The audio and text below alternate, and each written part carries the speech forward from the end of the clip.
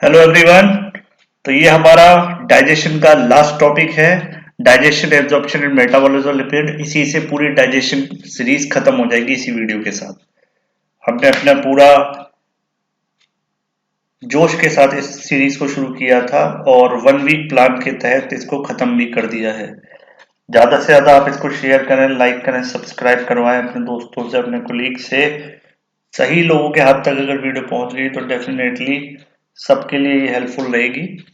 और इतना याद रखिए कि ये हम जो लोग जुड़े हुए हैं किसी एक मकसद के लिए, वो मकसद तभी पूरा होगा जब इसमें बहुत सारे लोग जुड़ जाएं। और हर इंडिविजुअल जो इस चैनल में, जिसने इस चैनल को सब्सक्राइब किया है, उसका बहुत बड़ा कंट्रीब्यूशन है इस चैनल को ग्रो कराने में। मैं उन सभी के लिए ऑब्लाइज रहता हूँ हमेशा। और केवल उन्हीं के कमेंट सेक्शन के बेसिस पर मैं डे टू डे बेसिस पर डिसाइड करता हूँ कि किस टॉपिक पर वीडियो बनानी है। तो जल्द ही आप कमेंट सेक्शन में लिखें कि अब अगली सीरीज किस टॉपिक पर शुरू होनी चाहिए। जिस बात पर सबसे ज्यादा कमेंट आएंगे उसी टॉपिक पर मैं वीडियो बनाऊंगा। ठीक है, चलिए खत्म करते हैं इसको। Digestion, absorption and metabolism of lipid. इसमें हमें क्या क्या पढ़ना होता है, लिपिड कौन कौन से होते हैं डाइट में, ये पता होना चाहिए। उसका डाइजेशन कैसे होता है, एब्जॉर्प्शन कैसे होता है, स्टोरेज कैसे होता है बॉडी में, फिर ट्रांसपोर्ट कैसे होता है ब्लड में, लाइपोप्रोटीन्स क्या है, एडिपोज टिश्यू क्या होता है, कितने टाइप का है, मेटाबॉलिज्म क्या है, और लिपिड प्रोफाइल क्या होता है। ये सारे पॉइंट हमें इस टॉपिक में जानने होते हैं। चलिए अब देखते हैं कि करके सबको। देखिए, सबसे पहले जानने की कोशिश करते हैं हम जो डे टू डे में खाते हैं उसमें क्या क्या लिपिड है। तो lipids are mostly consumed in the form of neutral fat. कौन से फैट के फॉर्म में हम कंज्यूम करते हैं? न्यूट्रल फैट के फॉर्म में, which are also known as triglyceride. और इन्हीं को हम क्या बोलते हैं? न्यूट्रल फैट्स को triglyceride. Triglycerides are made up of glycerol nucleus and free fatty acid. आपको पता है कोई भी ग्लिसराइड मॉलिक्यूल कैसे बनता है? ट्राइग्लिसराइड। मतलब यहाँ पर मान लीजिए ये ग्लिसरॉल है और इस पर ये चेन्स लगी हुई है, फैटी एसिड की चेन्स। तो ये ट्राइग्लिसराइड इस तरीके का दिखता है ना, और ये ग्लिसरॉल का मॉलिक्यूल है। तो ये इसका न्यूक्लियस बोल देते हैं इसको, यानी वो सेंट्रल मॉलिक्यूल जिससे सारी चेन्स अटैच हैं। Triglyceride forms the major constituent of food of animal origin and much less in food of plant origin. और ट्राइग्लिसराइड हमें कहाँ मिलेंगे? ज्यादातर एनिमल ओरिजिन के फैट में मिलेंगे। एनिमल ओरिजिन का फूड कौन सा है? जैसे कि मीट हो गया, उसमें जो फैट होता है वो कैसा होगा? ट्राइग्लिसराइड होगा। दूध हो गया, दूध में कौन सा होगा? एनिमल ओरिजिन है दूध का। ठीक है, दूध से क्या बनता है? घी, वो भी एनिमल ओरिजिन है। ठीक है। और आपका जो ये वेजिटेबल ऑयल्स होते हैं, इनके अंदर जनरली ये ट्राइग्लिसराइड मिलते तो हैं लेकिन कम क्वांटिटी में। ठीक है। Apart from triglyceride, usual diet also contain small quantity of cholesterol and cholesterol asters. तो यहाँ पर डाइट में केवल ट्राइग्लिसराइड नहीं होते, कोलेस्ट्रॉल भी होते हैं, कोलेस्ट्रॉल एस्टर्स भी मिलते हैं। तो dietary fat are classified into two type. अब हम इसको दो टाइप में बांट सकते हैं। एक है अपना सैचुरेटेड फैट और दूसरा है अनसैचुरेटेड फैट। तो सैचुरेटेड फैट क्या है पहले इसको समझते हैं। तो saturated fats are the fats which contains triglyceride formed from only saturated fatty acids. The fatty acids having maximum amount of hydrogen ions without any double bond between the carbon atoms are called saturated fatty acid। यानी saturated fatty acid ऐसे fat हैं जिनमें जो triglycerides होंगे वो ऐसे होंगे जिनकी जो फैटी एसिड की चेन है उनमें हाइड्रोजन जो बॉन्ड होंगे, हाइड्रोजन आयन मैक्सिमम अमाउंट में रहेंगे। तो उसकी वजह से वहां पर डबल बॉन्ड नहीं बनाना पड़ेगा कार्बन एटम्स को। तो यहाँ पर सिंपल याद रखो कि उसके अंदर डबल बॉन्ड नहीं होता। सैचुरेटेड मतलब कंप्लीटली हाइड्रोजन के आयंस की वजह से कंप्लीटली सैचुरेटेड है, उसमें कोई अनसैचुरेशन का पॉइंट नहीं है, इसलिए वहां डबल बॉन्ड की जरूरत नहीं है। सिंपल ऐसे याद कर लो। ठीक है। और आपको केमिस्ट्री वाइज याद है तो वो बहुत ही अच्छी बात है, अगर आपको पता है सैचुरेटेड अनसैचुरेटेड फैटी एसिड क्या होता है। ठीक है। तो fats containing unsaturated fatty acids are known as unsaturated fatty acid. Unsaturated fatty acids are fatty acid formed by the dehydrogenation of saturated fatty acid। यानी इसका आप डिहाइड्रोजिनेशन करा दीजिए फैटी सैचुरेटेड का, तो क्या बन जाएगा? Unsaturated fatty acid. ठीक है। अब ये जो अनसैचुरेटेड फैटी एसिड्स होते हैं ये फर्दर 3 क्लासेस में बांटे गए हैं: monounsaturated, polyunsaturated and trans fat. ठीक है। अगर एक सिंगल बॉन्ड होगा, डबल बॉन्ड एक इंट्रोड्यूस होगा किसी चेन में, तो उसको मैं मोनो अनसैचुरेटेड बोलूंगा। एक से ज्यादा होगा तो पॉली अनसैचुरेटेड बोलूंगा। ये इसकी बेसिक डेफिनेशन है। तो देखिए मोनो अनसैचुरेटेड फैट्स कौन से होते हैं, तो unsaturated fat which contains one double bond between the carbon atoms are called monounsaturated fat. जबकि पॉली अनसैचुरेटेड के केस में जस्ट उल्टा होता है, fats with more than one double bond between the carbon atoms are called polyunsaturated fats. Polyunsaturated fats belong to the family of essential fatty acid. और ये कौन सी family से belong करते हैं, एसेंशियल फैटी एसिड। और जो fatty acid हमें diet में चाहिए, यानी हमारी बॉडी नहीं बनाती, हमको वो खाने पड़ते हैं एक्सटर्नली। ठीक है। तो polyunsaturated fats are two type. अब ये जो पॉली अनसैचुरेटेड फैट होते हैं दो टाइप के होते हैं। एक होता है ओमेगा 3, आपने ज्यादातर ब्यूटी प्रोडक्ट्स वगैरह पे लिखा हुआ भी देखा होगा, है ना, खाने के जो सप्लीमेंट्स आते हैं उन पे भी लिखा रहता है ओमेगा 3 ओमेगा 6। तो ओमेगा 3 फैट और omega 3 fatty acids having double bond in third space from the end of carbon chain. तो कार्बन चेन के एंड से थर्ड नंबर पर ये आपको डबल बॉन्ड मिलेगा, तो उसको हम ओमेगा 3 बोलेंगे। और ओमेगा 6 फैटी एसिड वो है जहां डबल बॉन्ड कहाँ होगा, sixth space from the end of carbon chain. Carbon chain के छठवें स्थान पर अगर क्या कहते हैं, क्या है डबल बॉन्ड, तो हम उसको ओमेगा 6 बोलेंगे। Both omega-3 and omega-6 fatty acids are beneficial to the body. However, consuming too much omega-6 fatty acid result in hazard than benefit. So the diet containing 3:1, 3:1 का जो रेशियो होगा omega 6 और 3 का, वो सबसे बेस्ट बोला जाता है, ऑफन रिकमेंडेड बाय एक्सपर्ट। तो आप इसको ज्यादा नहीं ले सकते, ज्यादा आप किस पर ध्यान दीजिए, 3 ओमेगा 6 के 3 मॉलिक्यूल्स, तो एक मॉलिक्यूल ओमेगा 3 का, है ना। ऐसे आप याद कर सकते हैं इसको। ज्यादा 100% आप पूरा इसको ओमेगा 6 को मत खाइए, ओमेगा 3 को भी उसमें मिक्स करिए, क्योंकि ज्यादा उससे दिक्कतें हो सकती हैं। नेक्स्ट अपना तीसरी कैटेगरी कौन सी थी, मोनोअनसैचुरेटेड और पॉलीअनसैचुरेटेड। एक होता है ट्रांस फैट। ट्रांस फैट्स और trans fatty acids are the unsaturated fatty acid with molecules containing trans. Trans means across और opposite side double bonds between the carbon atom.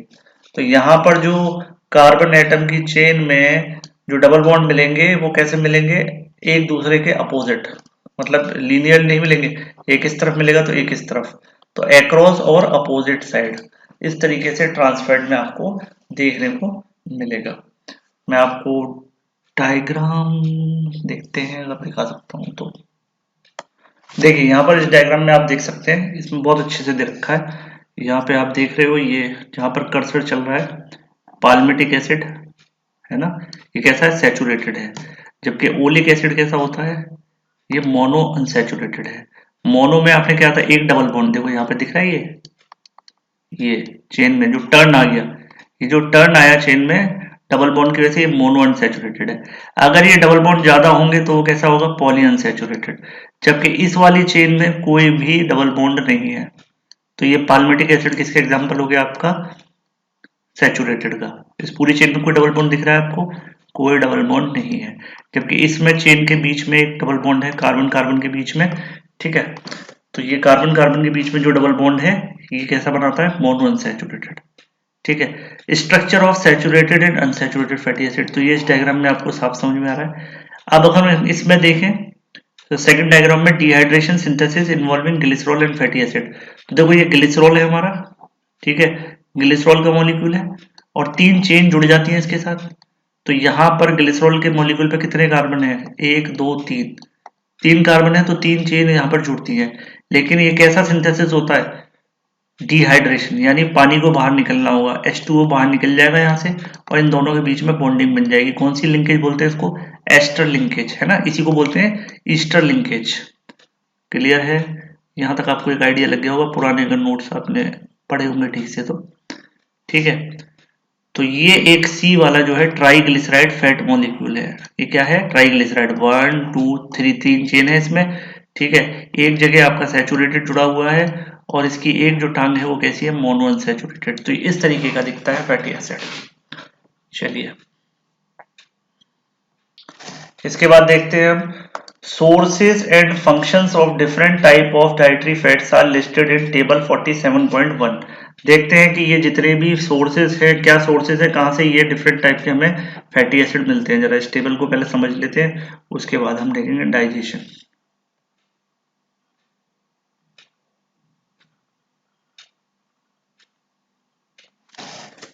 तो जब भी अब आप कोई खाने का पैकेट खरीदो, उस पर जरूर पढ़ें किस टाइप का फैट उसके अंदर लिखा हुआ है। आप घर में वेजिटेबल ऑयल की बोतल रखी होगी तो उस पर लिखा होगा, देखिए पूफा, मूफा, मोनो अनसैचुरेटेड, पॉली अनसैचुरेटेड, ये चीजें। ठीक है, तो सैचुरेटेड फैट हमें कहाँ मिलता है? सोर्स फुल फैट मिल्क में, चीज में, क्रीम में, बटर में, commercially baked biscuit and pastries, deep fried fast food, coconut oil, palm oil and fatty meat, इन सब में सैचुरेटेड मिलता है। It increase the blood cholesterol level, thereby increase the risk of atherosclerosis and coronary heart disease, ये इसकी दिक्कत होती है। इसीलिए ज्यादा सैचुरेटेड फैट नहीं खाना चाहिए। कौन सा बेस्ट होता है? Mono unsaturated, unsaturated fat best होता है। इसमें भी पॉली वाला ज्यादा अच्छा होता है। ठीक है, मोनो में क्या है? Oil, oil like canola, olive and peanut oils, nuts like cashew, almond, hazelnut, peanut, margarine, ये जितने भी हम ड्राई फ्रूट खाते हैं सुबह उठकर, उससे क्या है, हमें मोनो अनसैचुरेटेड फैट मिलते हैं जो कि बॉडी के लिए अच्छे होते हैं। They decrease the blood cholesterol and thereby decrease the risk of coronary heart disease. तो देखिए, सैचुरेटेड का जस्ट उल्टा काम करता है अनसैचुरेटेड। ठीक है, पॉली अनसैचुरेटेड ये कहाँ मिलेगा ज्यादातर? फ्रूट्स एंड वेजिटेबल्स, जैसे वेजिटेबल में कौन? सनफ्लावर ऑयल है, सेफ्लावर है, कॉर्न है, सोया ऑयल है, नट्स हैं, फ्लैक्स सीड है, पॉली अनसैचुरेटेड मार्गरेन्स हैं, और लीन मीट है, फिश है, सी फूड है, एग है। इन सबसे हमें कैसा फैट मिलता है? अच्छी क्वालिटी का फैट मिलता है इनसे। ठीक है, तो इनका फर्क क्या होता है बॉडी पे? They decrease the blood cholesterol and triglyceride, thereby reduce the blood pressure, risk of coronary heart disease भी घट जाएगा, रिस्क ऑफ ओबेसिटी भी खत्म हो जाएगा, प्लेटलेट एग्रीगेशन और प्रिवेंट एक्सेस ब्लड क्लॉटिंग बचाएगा, inflammation through out the body को भी कम करेगा, इंक्रीज क्या करेगा? ये disease countering action of the body, है ना, डिसीज से लड़ने की क्षमता को बढ़ाएगा, बाकी सारे डिसीजेस के फैक्टर्स को कम करेगा। ठीक है, लास्ट है हमारा ट्रांसफैट। ट्रांसफैट कहां से मिलता है हमें? मिल्क, चीज, table Margaret, lamb and beef. Trans fat आप लिखा रहता है ना, ये जो फुली स्किम्ड मिल्क आता है उस पर लिखा रहता है trans fat. It increase the low density lipoproteins and thereby increase the risk of atherosclerosis and coronary heart disease. तो ये ट्रांसफैट भी खतरनाक है हमारे लिए, सैचुरेटेड भी खतरनाक है। तो अब से हमें अपनी डाइट में क्या खाना है? अनसैचुरेटेड फैट, चाहे मोनो मिल जाए चाहे पॉली मिल जाए। ठीक है, चलिए अब हम समझते हैं अपना डाइजेशन ऑफ फैट कैसे होता है। सबसे पहले समझते हैं digestion of lipids. Lipids are digested by lipolytic enzymes. किससे डाइजेस्ट होते हैं? लाइपोलाइटिक एंजाइम्स बोलते हैं। पूरे जो लिपिड को डाइजेस्ट करने वाले एंजाइम्स को हम क्या बोलते हैं? Lipolytic enzyme. In mouth saliva contains lingual lipase. This enzyme is secreted by lingual gland of mouth and swallowed along with the saliva. So the lipid digestion does not commence in the mouth. ये point आपको याद रखना है कि lipid का digestion mouth में नहीं होता, क्योंकि ये वीक लेवल का लाइपेज होता है, लिंगुअल लाइपेज, और बहुत थोड़े टाइम के लिए मुंह में खाना रहता है, इसलिए प्रॉपर डाइजेशन नहीं हो पाता। ठीक है, इन स्टमक गैस्ट्रिक लाइपेज और tributyrase is a lipolytic enzyme present in gastric juice. और गैस्ट्रिक जूस में कौन सा होता है? गैस्ट्रिक जूस में आपका होता है ट्राइब्यूटाइरेज या गैस्ट्रिक लाइपेज। ये भी कोई ज्यादा इफेक्टिव नहीं है, छोटे मोटे फैट को डाइजेस्ट कराता है ये। सबसे मेन कौन सा है हमारा? सबसे मेन है हमारा इंटेस्टाइन वाला। इंटेस्टाइन में कौन सा फैट है? Almost all the lipids are digested in small intestine because the availability of bile salt. आपको पता है, आपने पढ़ा भी होगा नीट की तैयारी के दौरान, कि बाइल सॉल्ट के बिना लिपिड को डाइजेस्ट करना बहुत आसान नहीं है। बाइल सॉल्ट क्या करता है? बाइल सॉल्ट लिपिड के डाइजेशन को आसान कर देता है ना। पैनक्रियाटिक लाइपोलाइटिक एंजाइम्स होते हैं और इंटेस्टाइनल लाइपेज भी रिलीज होता है, दोनों का इफेक्ट रहता है। अब देखने की बात यह है कि रोल ऑफ बाइल साल्ट हम पढ़ चुके हैं। बाइल साल्ट हमने जब बाइल जूस पढ़ा था तब इसका पढ़ा था कि लिपिड का डाइजेशन कैसे करते हैं, उस चीज को मैं यहाँ रिपीट नहीं कर रहा। अगर आपने नहीं समझा तो उस वीडियो को जाकर आप देख सकते हैं कि बाइल का क्या फंक्शन रहता है, क्या एक्शन रहता है लिपिड के मॉलिक्यूल पर। यहाँ हम बेसिकली ये पढ़ रहे हैं प्रोसेस क्या होगी, ना कि उसके पीछे का हिस्ट्री। अगर आपको समझ नहीं आया तो आप एक बार उस वीडियो को जाकर देख लें, सब क्लियरली बताया हुआ है। Lipolytic enzymes in pancreatic juice. तो pancreatic lipase is the most important enzyme for the digestion of fat. Other lipolytic enzymes of pancreatic juice are cholesterol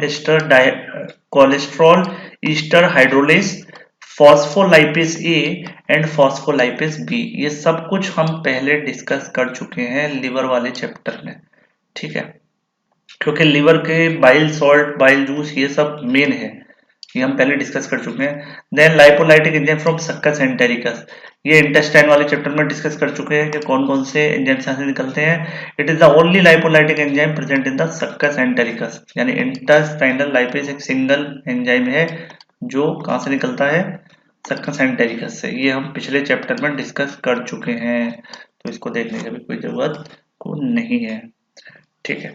next, final product of fat digestion. Fat digestion का final product क्या होता है, ये देखने वाली बात है। तो फाइनली क्या बनेगा, डाइजेस्ट होगा, या तो फैटी एसिड बनेगा, या कोलेस्ट्रॉल बनेगा, या मोनोग्लिसराइड्स बनेंगे, are the final products of lipid digestion.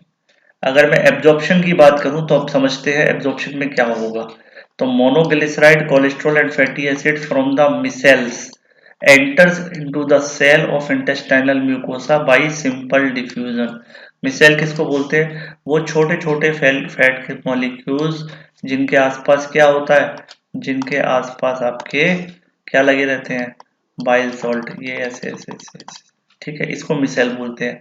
और ये मिसेल किसको क्रॉस करके जाएगा, ये सेल म्यूकोसा है, ये म्यूकोसा है, तो ये इसको क्रॉस करके इसके अंदर जाएगा मिसेल, और फिर इसका दोबारा से रीस्ट्रक्चरिंग होती है। ये सब हमने समझाया हुआ है लिवर वाले टॉपिक में, तो वहां आप देख सकते हैं बाइल किस तरीके से एक्ट करता है, ठीक है। From here further transport occurs as follows. In mucosal cell the most of the monoglyceride is converted into triglyceride. देखिए, बॉडी इसको मोनोग्लिसराइड को दोबारा से ट्राइग्लिसराइड बनाती है। The triglycerides are also formed by re-esterification of fatty acid with more than 10 to 12 carbon atoms. Some of the cholesterol is also esterified।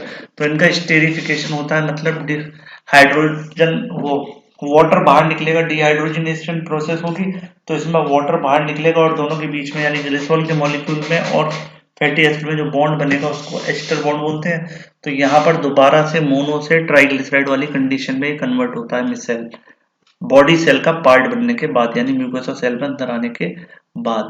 अब mucosa cell को cross करने के बाद ये कहाँ जाता है, लैक्टियल्स में जाता है, आपको पता है, चलिए देखते हैं। जब ये म्यूकोसा के अंदर आ जाता है ना, यानी बॉडी सेल का पार्ट बन जाता है, तो ये ट्राइग्लिसराइड और कोलेस्ट्रॉल एस्टर जो है वो coated with layer of protein, the cholesterol and phospholipids to form the particle called chylomicrons. तो बॉडी के अंदर जब ये मिसेल एंटर कर जाता है बॉडी सेल के अंदर, तो इस क्या बन जाता है, chylomicron. Chylomicron can not pass through the membrane of blood capillaries. ये जो काइलोमाइक्रोन है ये ब्लड कैपिलरीज को पार नहीं कर सकते, क्योंकि इनका साइज कैसा होता है, लार्ज होता है। So the lipid particles enters into the lymph vessels and then are transferred into the blood through lymph. तो यहाँ पर याद रखना है कि जो लिपिड है वो लिम्फ के through, LI for lipid, LI for lymph है, LY for lymph and LI for lipid, ये याद रखना है। तो ये लिपिड हमेशा ट्रेवल कर देगा कौन से रास्ते से, वो ब्लड सर्कुलेशन वाले रास्ते से नहीं जाएगा, किससे जाएगा, आपके लिम्फेटिक सिस्टम वाले रास्ते से पहुंचेगा, और दोबारा लेफ्ट थोरेसिक डक्ट के थ्रू कहां पर एंटर हो जाएगा, हार्ट में, जहां इसकी मिक्सिंग हो जाएगी, ठीक है। दूसरा, fatty acid containing less than 10 to 12 carbon atom enters into the portal blood. जो छोटे फैटी एसिड्स हैं जिनका कॉम्पोजिशन कितना है, 10 से 12 कार्बन एटम का है, वो कहां पर एंटर कर जाता है, पोर्टल ब्लड में, through mucosal cell as a free fatty acid और अनएस्टेरिफाइड फैटी एसिड। तो दो कैटेगरी थी, एस्टेरिफिकेशन जिनका हो गया, ठीक है, और जिन पर कोटिंग लग गई प्रोटीन की, वो तो बन गए काइलोमाइक्रोन, और जो सिंपल रहे उनको कैसे चले जाएगा, वो नॉर्मल मॉलिक्यूल की तरह ब्लड में एब्जॉर्ब हो जाते हैं। Most of the fat are absorb in the upper part of small intestine. Presence of bile is essential for fat absorption. देखो दोबारा से इसने बोल दिया कि बाइल सॉल्ट बहुत ज्यादा इंपॉर्टेंट है, क्योंकि बाइल सॉल्ट इस फैट के मॉलिक्यूल को क्या बना देते हैं, मिसेल, यानी ऐसे पार्टिकल जो इसका सरफेस एरिया बढ़ जाए, ठीक है, एक्ट करने के लिए उसको छोटे छोटे पार्टिकल और उसको कवरिंग करके इस तरीके से कवर कर देते हैं कि हमारी जो प्लाज्मा मेम्ब्रेन है सेल की वो उसको एब्जॉर्ब कर सके, ठीक है। और भी डिटेल आपको देखनी है तो आप लीवर वाले टॉपिक में एक बार पढ़ लीजिए, तो थोड़ा सा आपको आइडिया लग जाएगा। फिर बुक पढ़ेंगे जब आप, तो सब कुछ एकदम क्रिस्टल क्लियर। इसके बाद आती है बात स्टोरेज ऑफ लिपिड की। लिपिड स्टोर कैसे होता है? तो lipid are stored in adipose tissue and liver. दो जगह पर हमारा लिपिड स्टोर होता है, या तो एडिपोज टिश्यू में, एडिपोज टिश्यू क्या कनेक्टिव टिश्यू है हमारा, या लिवर में। Fat stored in adipose tissue is called neutral fat और टिश्यू फैट। एडिपोसाइट होता है ना, आपको याद होगा एडिपोसाइट, उसमें ऐसे रिंग लाइक न्यूक्लियस होता है फैट, ठीक है। एडिपोसाइट, इसमें ये रिंग लाइक फैट इकट्ठा हो सकता है। ब्राउन फैट, व्हाइट फैट, ये सब आपने थोड़ा थोड़ा पढ़ा हुआ है। तो ये उसी तरीके से जो स्टोर होता है वो कौन सा होता है, न्यूट्रल फैट या tissue fat.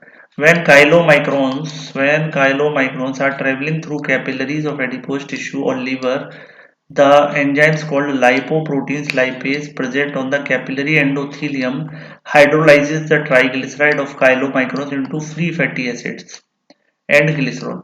The free fatty acid and glycerol enters into the fat cell or adipocyte or lipocyte. Fat cell बोल दो, एडिपोसाइट बोल दो, लाइपोसाइट बोल दो, बात एक ही है।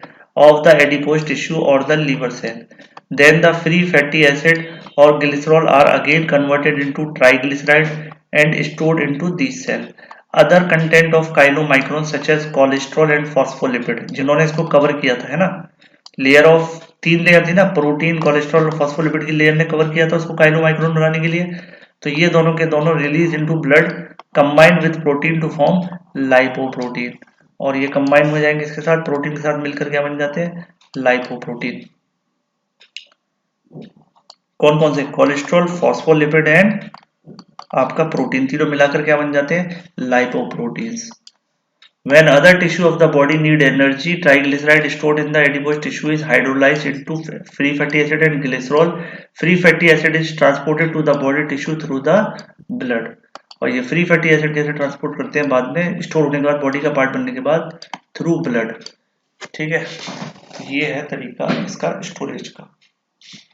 अब यहाँ पर एक पॉइंट हमको देखना है, transport of lipid in blood और लाइपोप्रोटीन्स क्या है। तो आपको पता है free fatty acids are transported into the blood in combination with albumin. कौन सी प्रोटीन के साथ ट्रेवल करते हैं, एल्बुमिन। आपको पता है प्लाज्मा प्रोटीन्स ट्रांसपोर्टेशन में हेल्प करती हैं, ये हम पहले डिस्कस कर चुके हैं। The other lipids are transported into the blood in the form of lipoprotein, ठीक है। जैसे आपका कोलेस्ट्रॉल और फॉस्फोलिपिड, कोलेस्ट्रॉल और फॉस्फोलिपिड, है ना, ये कैसे ट्रेवल कर रहे थे, ये आपके इसके थ्रू प्रोटीन के साथ अटैच होकर ट्रेवल कर रहे थे। तो इसीलिए अब हम किसको क्या देखना है, लाइपोप्रोटीन। जनरल वाले फैटी एसिड कैसे जाएंगे, एल्बुमिन के थ्रू, लेकिन ये स्पेशल टाइप के कुछ जो फैटी एसिड ये ट्रांसपोर्ट होते हैं ब्लड में लाइपोप्रोटीन्स के थ्रू, जैसे कोलेस्ट्रॉल और फॉस्फोलिपिड। तो क्या है समझते हैं, lipoproteins are small particles in the blood which contains cholesterol, phospholipid, triglyceride and proteins. Proteins are beta globulins, then also called apoproteins. कौन सी प्रोटीन होती है ये, beta globulin, alpha globulin, gamma globulin. Gamma से क्या बनता है, एंटीबॉडीज, अल्फा ट्रांसफेरिन, और बीटा से, बीटा ग्लोबुलिन को हम एपोप्रोटीन्स भी बोलते हैं। तो ये किसके ट्रांसपोर्टेशन में हेल्प करते हैं, लिपिड के में, ठीक है। क्लासिफिकेशन ऑफ लाइपोप्रोटीन, लाइपोप्रोटीन कितने तरीके का हो सकता है, तो it can be of 4 type on the basis of their density. Lipoprotein की डेंसिटी के बेसिस पर ये 4 टाइप का हो सकता है। पहला है VLDL, ये भी आप जब कुछ चिप्स वगैरह का पैकेट लाते हैं ना, तो उस पर लिखा रहता है किस टाइप का इसके अंदर प्रोटीन है या किस टाइप का लिपिड है। तो very low density lipoprotein, it contains high concentration of triglyceride formed from free fatty acid and glycerol and moderate concentration of cholesterol and phospholipid. Moderate quantity में क्या होगा इसके साथ, मॉडरेट कंसेंट्रेशन किसकी होगी, कोलेस्ट्रॉल और फॉस्फोलिपिड की। दूसरा होता है इंटरमीडिएट लाइपोप्रोटीन, जिसको IDL बोलते हैं, formed by the removal of large portion of triglyceride from VLDL by lipoprotein lipase. Concentration of cholesterol and phospholipid increases because of the removal of triglyceride. अब triglyceride की count कम हो गई और इसकी बढ़ गई, है ना। तीसरी कैटेगरी है लो डेंसिटी लाइपोप्रोटीन। इंटरमीडिएट के बाद कौन सी होती है? Low density. It is formed by IDL by the complete removal of triglyceride. These lipoproteins contains only cholesterol and phospholipid. तो इनको क्या बोलेंगे हम? Low density lipoprotein. फिर लास्ट आता है high density lipo, HDL। HDL contain high concentration of protein with low concentration of cholesterol and phospholipid. ठीक है, so all the lipoproteins are synthesized in liver. HDL is synthesized in intestine too. ये सारे lipoprotein कहाँ बनते हैं? Liver में, लेकिन high density lipoprotein कहाँ बन सकता है? इंटेस्टाइन में। अब हमें डाइट में कौन सा लेना चाहिए, कौन सा नहीं लेना चाहिए, ये आपको थोड़ा थोड़ा बेसिक दिमाग में आता जा रहा होगा, समझ में आएगा। देखिए, फंक्शन ऑफ लाइपोप्रोटीन क्या है? Primary function of lipoprotein is to transport the lipids via blood and from the tissue. मतलब ब्लड के थ्रू ट्रांसपोर्ट करना और टिश्यू से उसको लेकर आना। ठीक है, via blood to and from the tissue. Function of each type of lipoprotein given in the table. Table form में दे रखा है ये, लेकिन पढ़ लेते हैं इंपॉर्टेंस क्या है इसकी।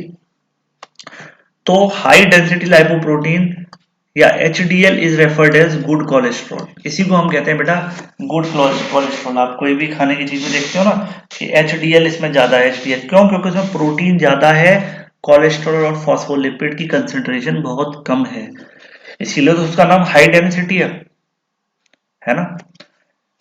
Because it carries cholesterol and phospholipid from tissue and organ back to the liver for degradation and elimination. It prevents the deposition of cholesterol on the wall of arteries by carrying cholesterol away from the arteries to the liver.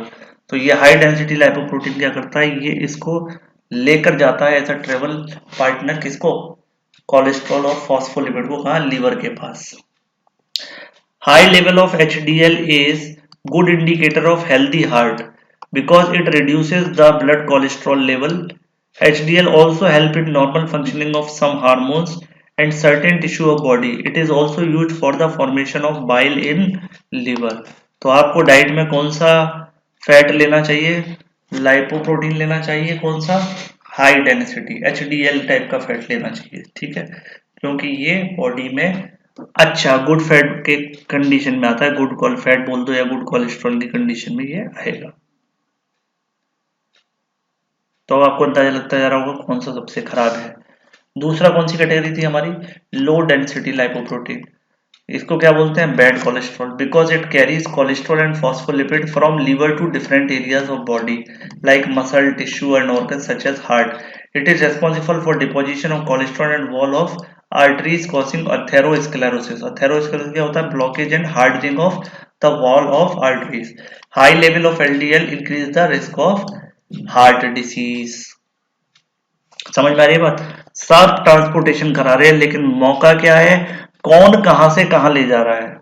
तो HDL तो tissue से liver के पास ले जा रहा है कि इसको तोड़ो और इसको बॉडी में यूज करो, और इसमें LDL क्या कर रहा है? लीवर से ले जा रहा है बॉडी में स्टोर करने के लिए, और वही खतरनाक है, स्टोर ही तो नहीं होना चाहिए बॉडी में।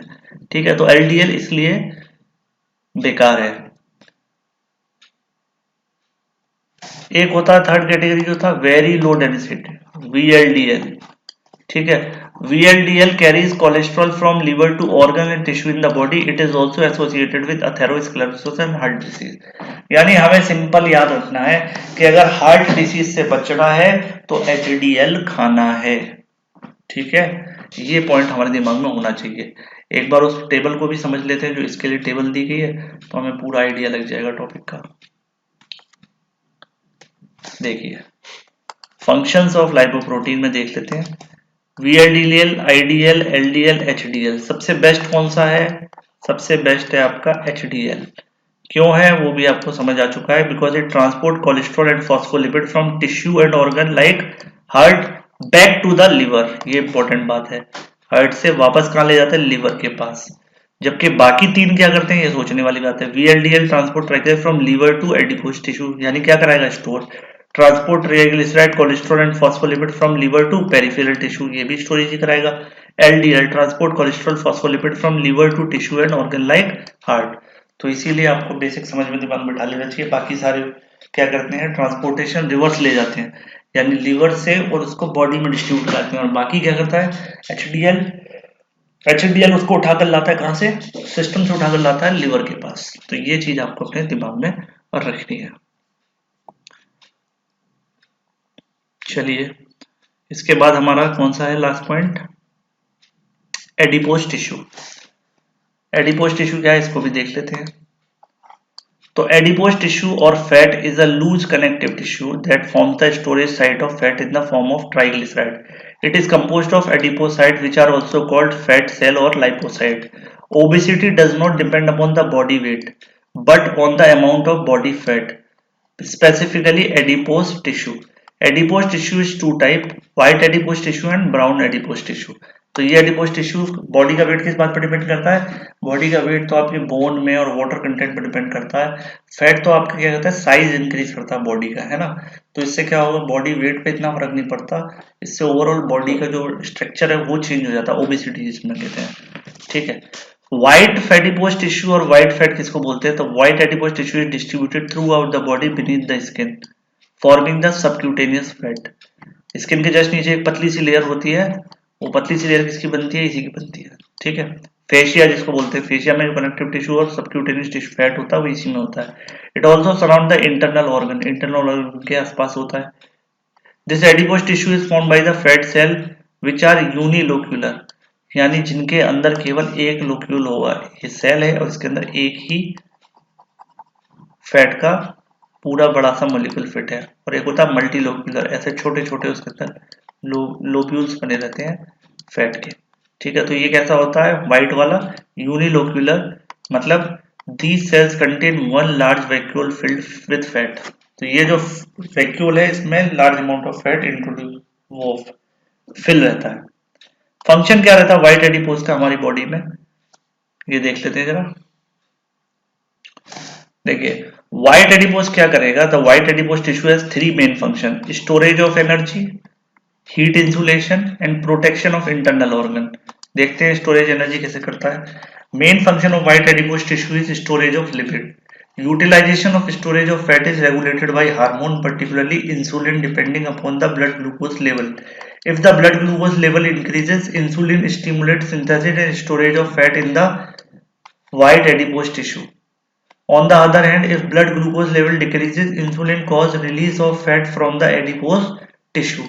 Release fat is utilize for energy. इसीलिए कहते हैं ना कि जब आपको वेट लॉस वगैरह करना है, मोटापा ज्यादा है, तो चीनी नहीं खानी चाहिए, कार्बोहाइड्रेट है ना, क्योंकि ज्यादा आप कार्बोहाइड्रेट लोगे, चीनी ज्यादा खाओगे तो आपको क्या ज्यादा इंसुलिन रिलीज होगा। तो इंसुलिन का एक इफेक्ट फैट के ऊपर ये भी होता है कि वो फैट को स्टोरेज कराएगा इंसुलिन। ठीक है भाई, शुगर के लिए तो इंसुलिन चाहिए, कार्बोहाइड्रेट के लिए तो इंसुलिन चाहिए, लेकिन साथ में इस पर भी इसका पॉजिटिव इफेक्ट रहता है। ये आप पहले ही पढ़ चुके हैं पेनक्रियास के हार्मोन्स में इंसुलिन का इफेक्ट कैसा रहता है बॉडी पे। दूसरा है हीट इंसुलेशन। तो insulation function is due to presence of adipose tissue beneath the skin, subcutaneous adipose tissue की वजह से इंसुलेशन होता है, यानी बॉडी का हीट लॉस को ये रोकता है, बॉडी का एक कांस्टेंट टेम्परेचर मेंटेन करवाता है। Protection of internal organ, white adipose tissue protect the body and internal organ by surrounding them by acting like a mechanical cushion. और जितने भी हमारे ये सॉफ्ट टिश्यूज हैं, जैसे लीवर के आसपास टिश्यू फैट इकट्ठा रहता है, इंटेस्टाइन के आसपास, मीजेंट्री में, है ना, मीजेंट्री, जितने भी फोल्ड्स होते हैं हमारी इंटेस्टाइन के आसपास, उन सबके बीच में फैट भरा रहता है। तो वो क्या, वो एक तरीके का कुशन लाइक वर्क करता है, उससे स्ट्रक्चर को सपोर्ट मिलता है। दूसरा है आपका ब्राउन एडिपोज टिश्यू और ब्राउन फैट। तो brown adipose tissue is specialised form of adipose tissue having function opposite to that of white adipose. White के जस्ट अपोजिट इसका फंक्शन होता है। It is present only in certain areas of body such as back of neck and intrascapular region. It is abundant in infant, forming about 5% of total adipose tissue. After infancy, brown adipose tissue disappear gradually and form only 1% of total adipose tissue of adult. It is formed by fat cell which is multilocular. These cells contains many small vacuoles filled with fat. जैसा कि इस diagram में हमने दिखाया था ना आपको, ये तो इसमें मल्टीपल वैक्यूल्स रहेंगे, vacuoles filled with fat. The coloration of this adipose tissue is due to high vascularization and large number of iron-rich mitochondria. और इसका ब्राउन कलर किस वजह से है? माइटोकॉन्ड्रिया की वजह से, क्योंकि माइटोकॉन्ड्रिया कैसे है? आयरन रिच कंपाउंड है और ब्लड सप्लाई यहाँ पर अच्छी है, इसीलिए इसका कलर कैसा हो जाता है? ब्राउन। ठीक है। Function of brown adipose tissue क्या है? Brown adipose tissue does not store lipid but generate heat by burning lipid in infant and hibernating animals. जो मतलब हाइबरनेटिंग एनिमल्स बताया ना, जो 6 मंथ जागते और 6 मंथ्स होते हैं, जैसे कि पोलर बेयर वगैरह ये जो होते हैं, ये brown adipose tissue play an important role in regulating body temperature via non shivering thermogenesis. By non shivering thermogenesis. Heat production in brown fat is very essential for survival of infant and small animals in cold environment. It is because the lipid in this tissue release energy directly as a heat. The mitochondria found in the brown adipose tissue contain unique uncoupling protein called mitochondrial uncoupling protein 1. UCP1 नाम की protein होती है इस पर, किसके पास? Mitochondria के पास, जिसको और क्या बोलते हैं? थर्मोजेनिन.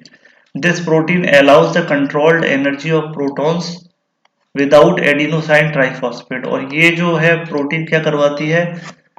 ये कंट्रोल्ड एंट्री ऑफ प्रोटॉन करवाती है विदाउट एटीपी की हेल्प के, जिसकी वजह से हीट जनरेट होती है.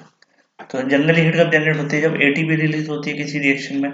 लेकिन ये प्रोटीन ऐसी प्रोटीन है, एक ऐसा एंजाइम है जो डायरेक्ट एंट्री करा देता है प्रोटॉन का किसी रिएक्शन में विदाउट हेल्प ऑफ एटीपी. तो इसकी वजह से बॉडी में हीट जनरेट होगी. तो इस प्रोटीन का नाम याद होना चाहिए, माइटोकॉन्ड्रियल अनकपलिंग प्रोटीन 1, और वी कैन से आल्सो थर्मोजेनिन.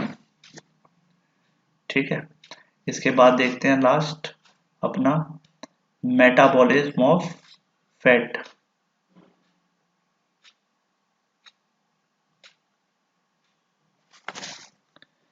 यहां पर हम देखते हैं metabolism of fat. Metabolism of lipid is given in the form of schematic diagram 47.1. इसको भी देखेंगे. लिपिड प्रोफाइल क्या है? Lipid profile is a group of blood test. ये जो ब्लड टेस्ट हम कराते हैं lipid profile, which are carried out to determine the risk of coronary artery disease या CAD या CAD. Result of lipid profile is considered as good indicator of whether someone is prone to develop stroke or heart attack caused by atherosclerosis. In order to plan the course of treatment, the result of the lipid profile is correlated with the age, sex and other risk factor of the heart disease. जब भी हमें किसी के अंदर लग रहा है कि इसको स्ट्रोक हो सकता है या हार्ट अटैक जैसी कंडीशन हो सकती है या एथेरोस्क्लेरोसिस उसके अंदर डेवलप हो रहा है, तो उसके लिए हम क्या कराएंगे? उसकी लिपिड प्रोफाइल कराएंगे. लिपिड प्रोफाइल टेस्ट में क्या होता है? ये ब्लड टेस्ट है, ब्लड का सैंपल लेते हैं और चेक करते हैं ब्लड में cholesterol, triglyceride, HDL, LDL, VLDL और टोटल कोलेस्ट्रॉल का रेशियो कितना है, कितने % है. Total cholesterol to HDL ratio is helpful in predicting the atherosclerosis in CAD. It is obtained by dividing total cholesterol by HDL. High total cholesterol and low HDL increase the ratio. The increase in the ratio is undesirable. Conversely, the high HDL and low total cholesterol lowers the ratio, and decrease in ratio is desirable. Ratio कैसा होना चाहिए? कम होना चाहिए. The value of lipid profile is given in 47.4. तो generally जो lipid profile होती है वो ये वैल्यूज में आती है. टोटल कोलेस्ट्रॉल डिजायरेबल कितना है? Less than 200 milligram. ठीक है. बॉर्डर लाइन 200 से 240 तक नॉर्मल माना जाएगा. 240 से ज्यादा जाने पर मिलीग्राम पर डेसीलीटर हाई रिस्क, यानी इनको डिसीज हो सकता है. ट्राइग्लिसराइड कितना होना चाहिए? 150 से कम होना चाहिए. 150 से 200 तक नॉर्मल रेंज मानी गई है. डिपेंड करता है एज पर, सेक्स पर एंड अदर रिस्क फैक्टर को अगर हटा दें तो. और अगर 200 से ज्यादा है तो दिक्कत है. HDL लेस देन 60 होना चाहिए. बॉर्डर लाइन रेंज 40 to 60 हो सकती है, 20 का डिफरेंस आ सकता है. लेकिन लेस देन 40 मिलीग्राम अगर है HDL तो ये हाई रिस्क है. ठीक है. इतना हो सकता है 60, क्योंकि HDL तो ज्यादा होना चाहिए ना. अगर 40 से कम है इसका मतलब बॉडी में क्या है? ज्यादा है, बाकी की चीज ज्यादा है ना, LDL वगैरह ज्यादा है. जबकि LDL का क्या है? लेस देन 60 होना चाहिए. और हाई रिस्क कितना है? 100 है, और 60 to 100 उसकी रेंज है. टोटल कोलेस्ट्रॉल HDL रेशियो कितना होना चाहिए? 2 से कम होना चाहिए. रिजल्ट 2 to 6 हो सकता है. लेकिन हाई रिस्क अगर 6 से ज्यादा है तो दिक्कत ज्यादा है. तो आप इस चीज को अपने दिमाग में थोड़ा सा बैठाइए. याद करने की कोई जरूरत नहीं है, एक अंदाजा आपको होना चाहिए कि इसको कैसे पढ़ना है. ठीक है. तो ये हमारा लिपिड प्रोफाइल टेस्ट हो गया। अब मेटाबॉलिज्म ऑफ लिपिड और देख लेते हैं। देखिए एब्जॉर्प्शन ऑफ लिपिड, और इसमें एब्जॉर्प्शन होने के बाद क्या होगा, एब्जॉर्प्शन हुआ, सिस्टेमिक सर्कुलेशन में ये आ गया ट्राइग्लिसराइड फॉर्म। ठीक है, ट्राइग्लिसराइड फॉर्म में जाएगा या तो लीवर के पास चला जाए हेपेटिक पोर्टल वेन के थ्रू। तो लीवर में जाने के बाद क्या होगा, ट्राइग्लिसराइड टूट जाएगा फैटी एसिड और ग्लिसरॉल में। ठीक है, ग्लिसरॉल दोबारा ब्लड सर्कुलेशन में जाके ग्लूकोज में कन्वर्ट हो सकता है या ग्लाइकोजन की फॉर्म में ग्लिसरॉल को कन्वर्ट कर सकता है लीवर, और ग्लाइकोजन की फॉर्म में स्टोर करा देगा या ग्लूकोज फॉर्म में रिलीज कर देगा एनर्जी के लिए। अगर रिलीज नहीं हुआ तो ये दोबारा से फैट डिपॉजिट के रूप में ग्लिसरॉल इकट्ठा हो सकता है, क्योंकि अगर ट्राइग्लिसराइड अगर डायरेक्ट आ रहा है तो ट्राइग्लिसराइड को भी फैट डिपॉजिट क्या कर देंगे, बॉडी के फैट डिपॉजिट ग्लिसरॉल में कन्वर्ट करके अपने पास स्टोर कर लेंगे। अगर दूसरा ट्राइग्लिसराइड का मॉलिक्यूल अगर टिश्यू के पास जाता है तो टिश्यू उसको कीटोन बॉडीज में कन्वर्ट कर देगा यूटिलाइज करके। कीटोन बॉडीज प्लस ऑक्सीजन अगर उसके साथ मिल जाएगी तो क्रेब्स साइकिल शुरू हो जाएगी, और क्रेब्स साइकिल से क्या बनेगा, CO2 H2 और ATP। तो यहाँ पर फैट के मॉलिक्यूल को जलाकर आपने क्या बनाया, ATP और CO2 लंग्स से बाहर निकल गई। एक तो ये तरीका हो गया। दूसरा, अगर acetyl coenzyme A fatty acid से इस साइकिल को अगर चलाएंगे तो यहाँ पर भी क्रेब्स साइकिल चलती है लीवर के अंदर, और यहाँ भी सेम CO2 H2 और ATP और H2 यूज हो जाएगा, CO2 दोबारा से ब्लड पे आ जाएगा और लंग्स के थ्रू बाहर निकल जाएगा। कीटोन बॉडीज अगर फ्री फॉर्म में रहेंगी तो कीटोन बॉडीज के पास क्या ऑप्शन है, या तो ये टिश्यू के पास चला जाए ब्लड के थ्रू थोड़ा बहुत और ऑक्सीजन के साथ कंबाइन करके क्रेब्स साइकिल बना दे। ठीक है, या फिर कीटोन बॉडीज कहाँ चली जाएगी, किडनी में, और कीटोन बॉडीज को एक्सक्रीट आउट कर देगा kidney in the form of urine. तो ये प्रोसेस भी इस तरीके से मेटाबोलाइज हो जाती है पूरी बॉडी में, जो हमने लिपिड लिया उसको पूरी बॉडी इस तरीके से खर्च करती है। तो ये सिस्टम स्कीमेटिक डायग्राम हो गया किसका, लिपिड मेटाबॉलिज्म का। ठीक है, चलिए अब वीडियो के लास्ट में ये कुछ क्वेश्चन है, इनको देख लीजिए जो आपसे पूछे जा सकते हैं एग्जाम में। किस किस तरीके के क्वेश्चन आते हैं, लॉन्ग क्वेश्चन कैसे आते हैं इस टॉपिक से, डाइजेशन से, शॉर्ट कैसे आते हैं या शॉर्ट नोट्स कैसे आते हैं, ये देख लीजिए इसमें एक बार। इसका स्क्रीनशॉट ले लीजिए, उनको लिख लीजिए और उसी पैटर्न में आप पढ़ाई करिए जिस भी बुक से आप पढ़ रहे हैं। ठीक है, तो ये लॉन्ग क्वेश्चन हो सकते हैं, ये आप देख सकते हैं। और मैं इस स्क्रीन को और थोड़ा नीचे कर देता हूँ तो आपको कंप्लीट पेज दिखाई दे जाएगा। ये शॉर्ट क्वेश्चन हो सकते हैं। ठीक है, आई होप हमारी यहाँ तक की जर्नी बहुत अच्छी रही, हमने ये पूरा सिस्टम अच्छे से खत्म कर लिया है और जितना इसमें अच्छे से एक्सप्लेनेशन हो सकता था मैंने किया है। आपको भी थोड़ी सी आइडिया हो गया होगा। अब जब भी हम कोई नई बुक शुरू करेंगे तो उसमें हम फिर आसानी से डिटेल से पढ़ सकते हैं, क्योंकि इस बुक में मैक्सिमम हमारे बेसिक्स क्लियर हो गए कि किसी सब्जेक्ट को हमें पढ़ना कैसे, या किसी चैप्टर को हमें किस तरीके से पढ़ना, उसमें हमें क्या क्या पता होना चाहिए। तो ये हमारी सीरीज शुरू हो रही है। अब आप कमेंट सेक्शन में लिखिए कि अब अगला सिस्टम कौन सा शुरू करना है। Thank you everyone.